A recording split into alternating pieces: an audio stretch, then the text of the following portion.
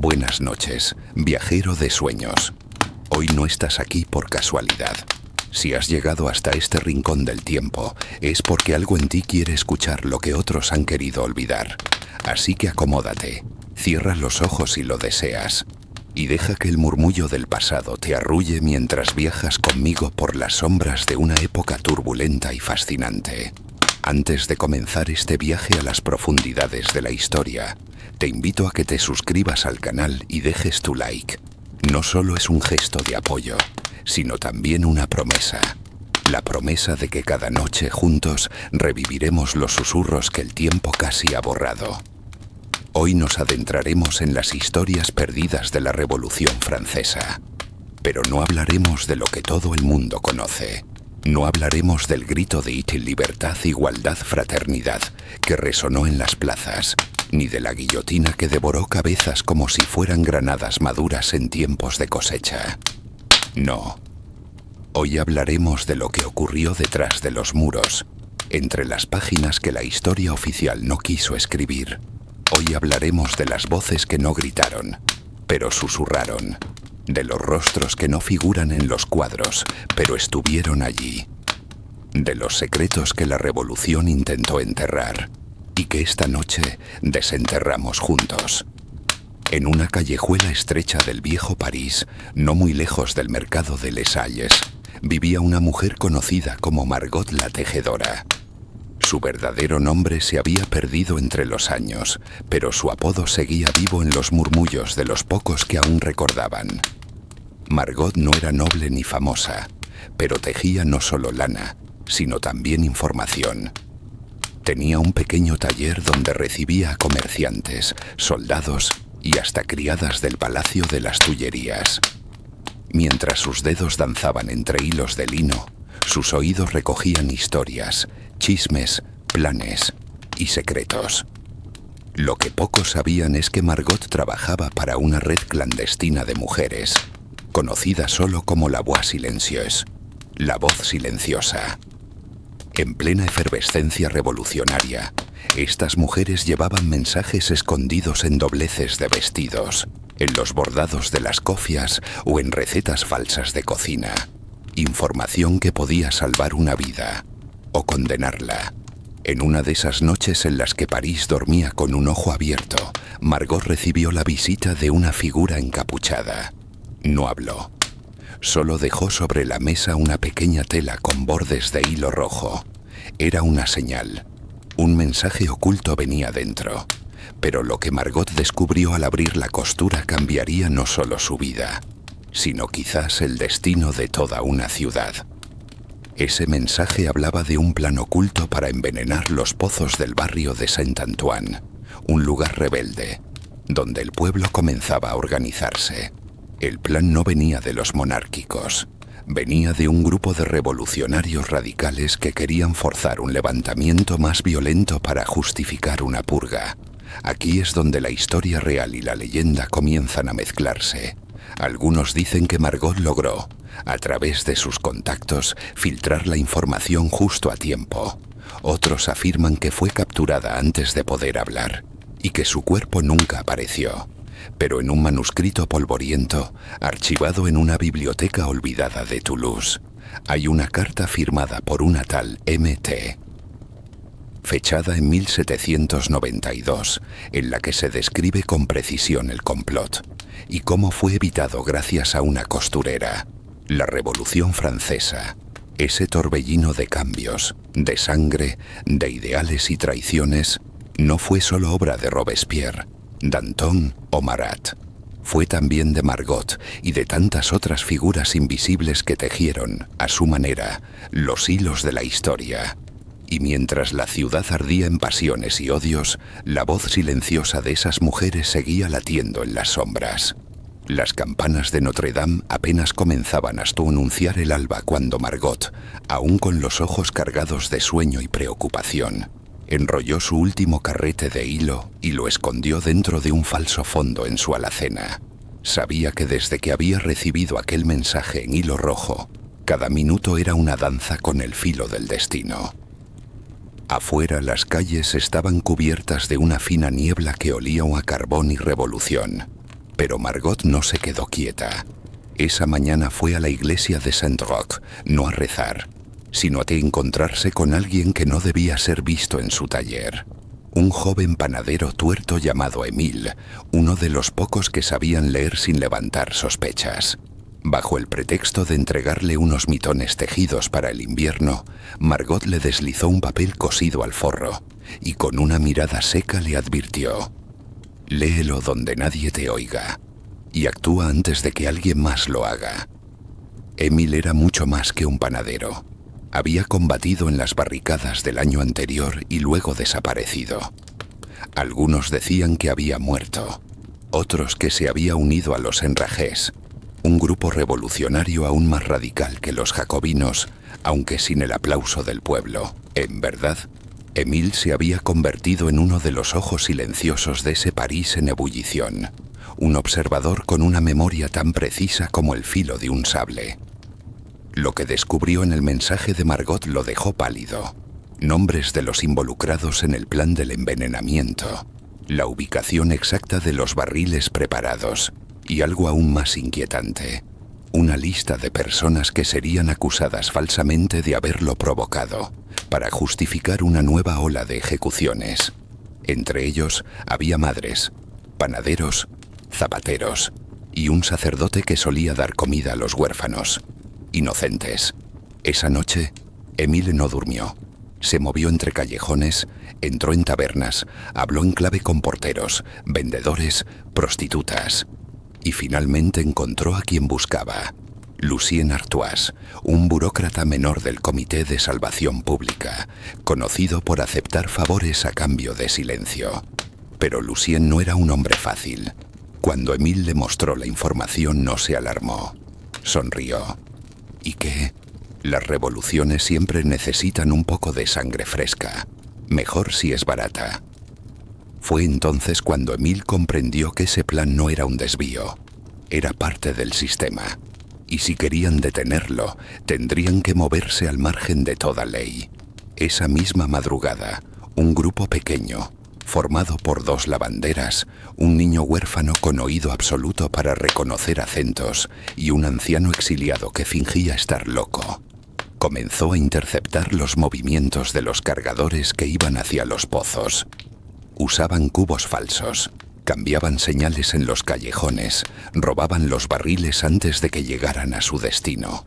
Fue un juego de sombras, pero uno que lograron ganar por poco. 2 días después, un comunicado oficial del comité anunció la captura de un grupo criminal contrarrevolucionario que planeaba contaminar el agua de París.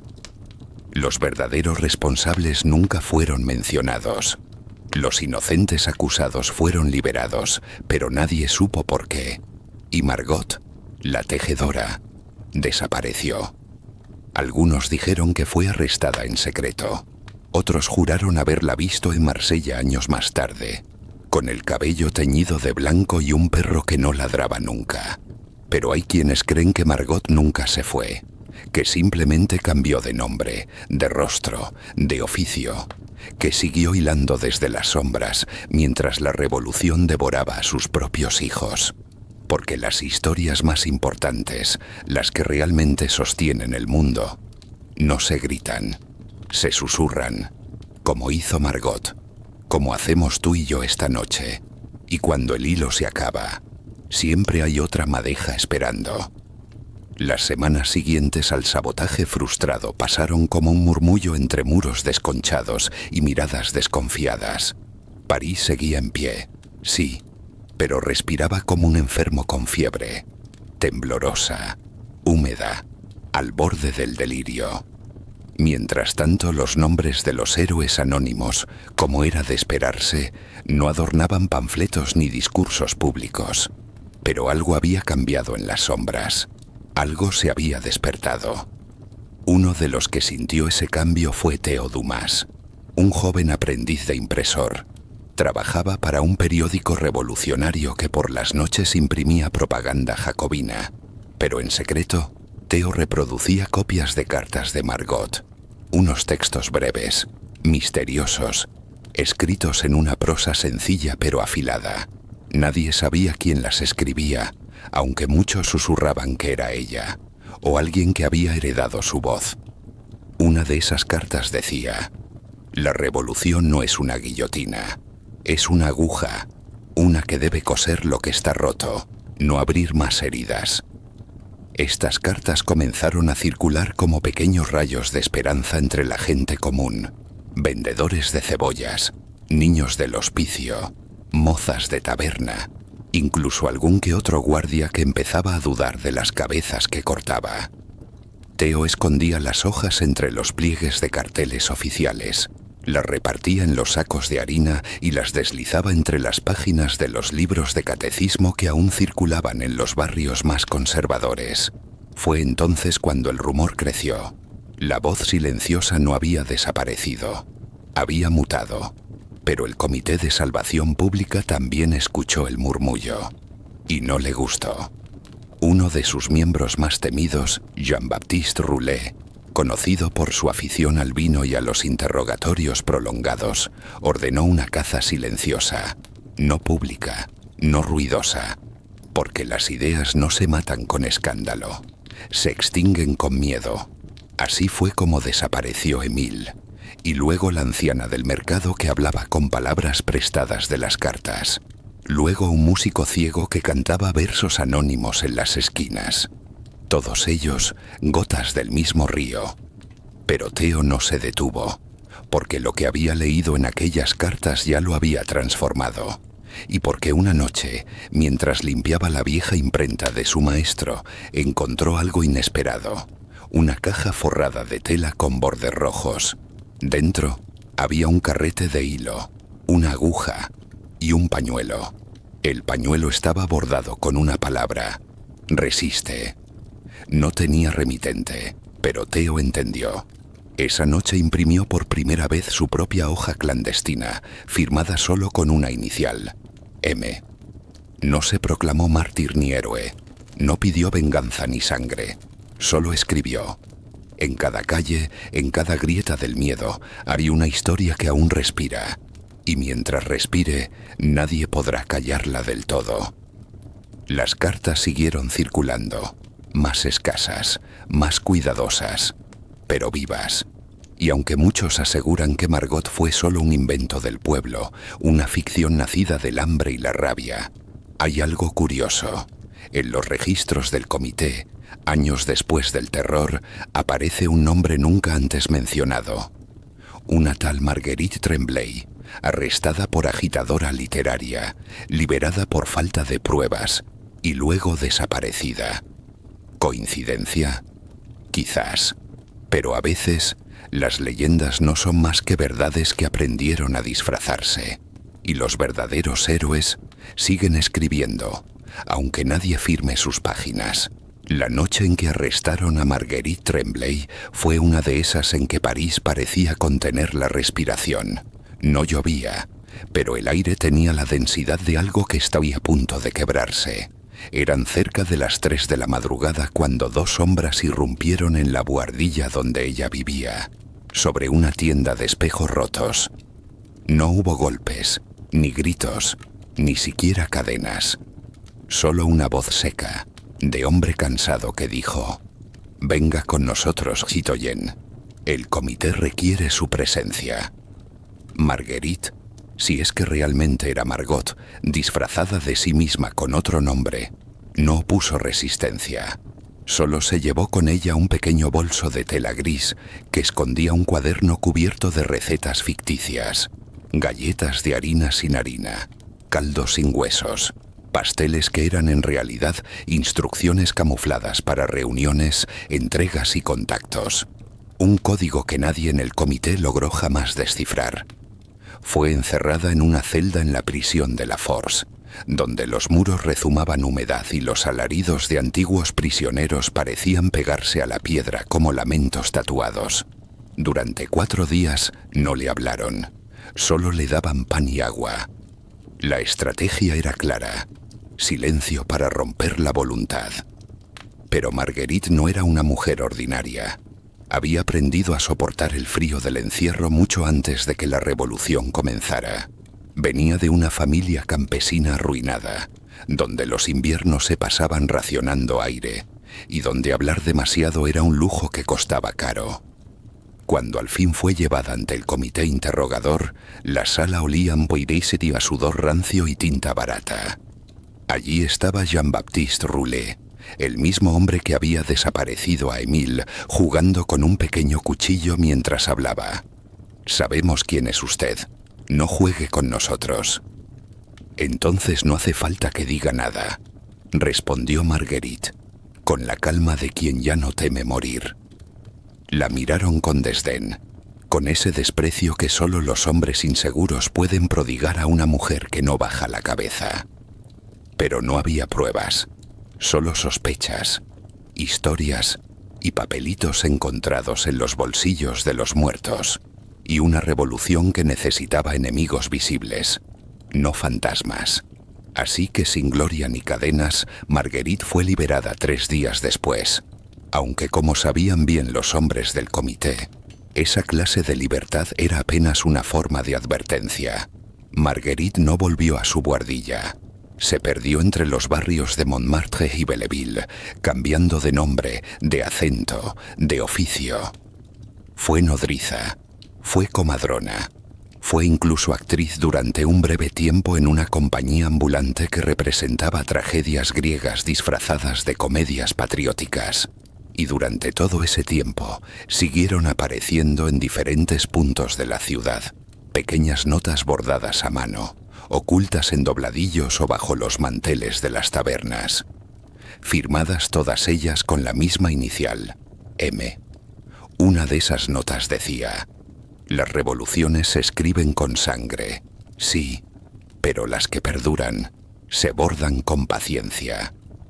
Lo que pocos sabían era que en esas notas no solo había esperanza, también había claves ocultas, instrucciones para formar pequeños círculos de ayuda mutua, refugios secretos para perseguidos, formas de disfrazar las palabras en canciones populares para transmitir mensajes sin ser detectados.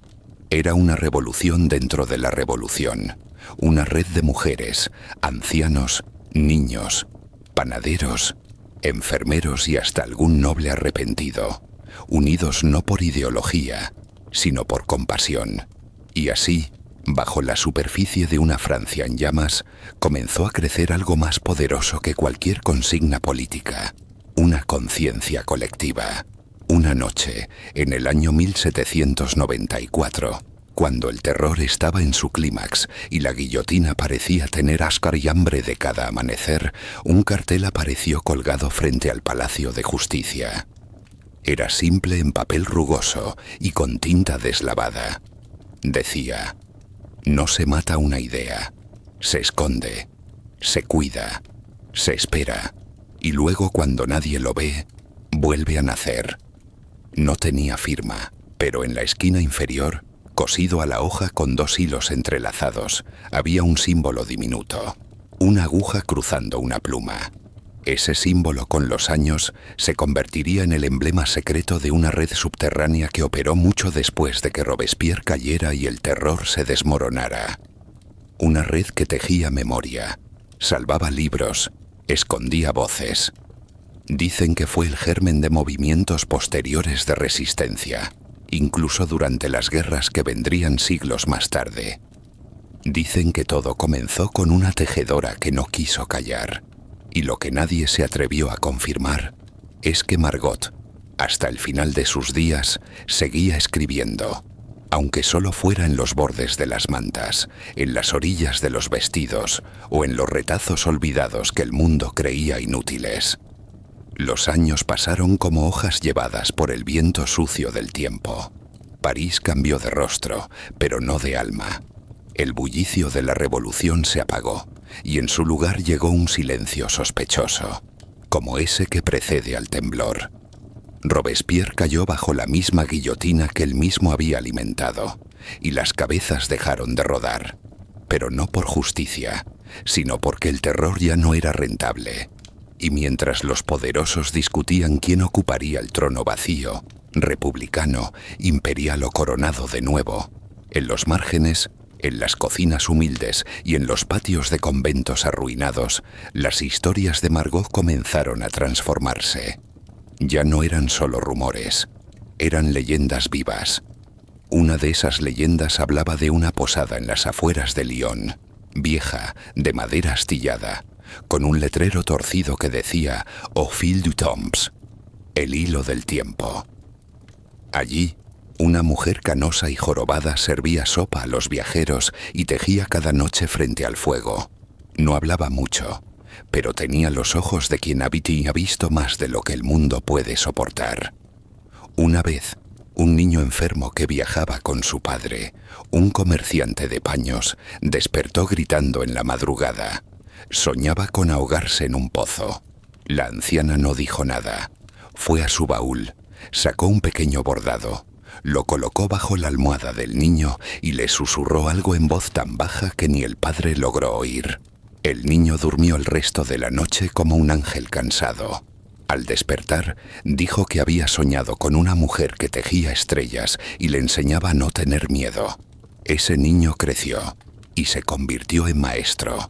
Y durante la Restauración, cuando los libros peligrosos eran quemados y los ideales considerados traición, fundó una pequeña escuela nocturna para niñas en Rouen. En su escritorio, entre los papeles de cuentas, guardaba un bordado con hilo rojo. Nunca dijo de dónde venía. Otra historia hablaba de una enfermera en el hospital de Bicêtre durante la epidemia de tifus que golpeó París a inicios del siglo XIX. La llamaban la señora de las agujas, porque siempre bordaba mientras cuidaba. Algunos decían que sus bordados eran oraciones, otros creían que eran curas, pero todos coincidían en algo. Los moribundos que ella cuidaba morían en paz, o milagrosamente despertaban. Los médicos nunca pudieron explicar por qué, en su pabellón, los números de muertos eran siempre más bajos. Y así, como una corriente subterránea que nadie controla, las hijas del hilo comenzaron a aparecer por toda Francia. Eran costureras, comadronas, maestras, viudas, incluso ladronas reformadas. Ninguna decía ser Margot, pero todas sabían lo que ella había hecho.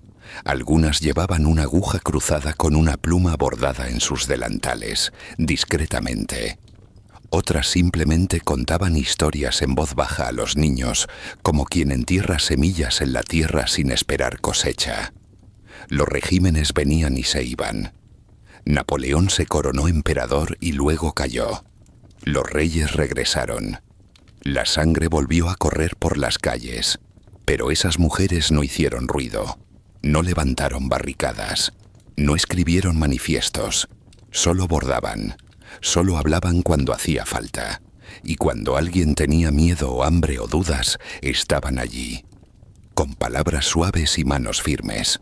Un historiador moderno, al revisar cartas y registros judiciales del siglo XVIII, notó un patrón. En cada ciudad que había sufrido represión brutal durante el terror, aparecían años después notas anónimas, pequeños cambios en las escuelas, en los hospitales, en los hospicios, como si una mano invisible suavizara las heridas del pasado. Una red sin nombre, sin líderes, solo puntadas. Lo llamó la resistencia bordada. Y aunque los libros no lo digan abiertamente, él concluyó algo que no pudo probar, pero que sentía cierto.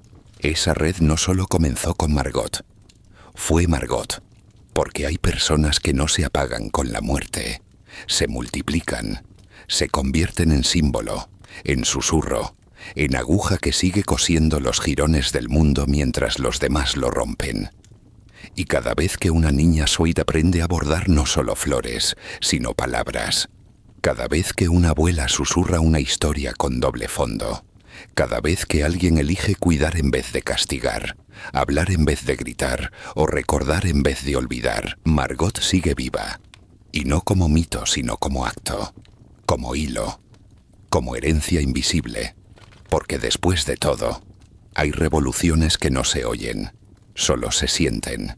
Y así, Mientras los libros de historia repiten los nombres de los grandes, de los generales, los oradores y los verdugos, las verdaderas costuras del cambio permanecen silenciosas, invisibles a simple vista, pero irrompibles.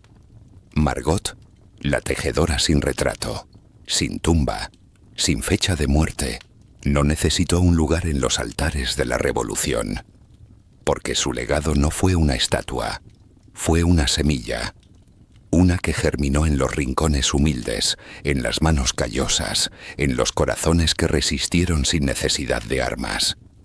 Esa fue su revolución, una que no acabó con un disparo, sino que sigue cosiéndose, hilo a hilo, generación tras generación. Y quizá, esta misma noche, mientras escuchas mi voz desde la calma de tu cama, en algún rincón del mundo alguien aún esté bordando una carta, una historia, una señal. Tal vez tú también lleves algo de ese hilo invisible.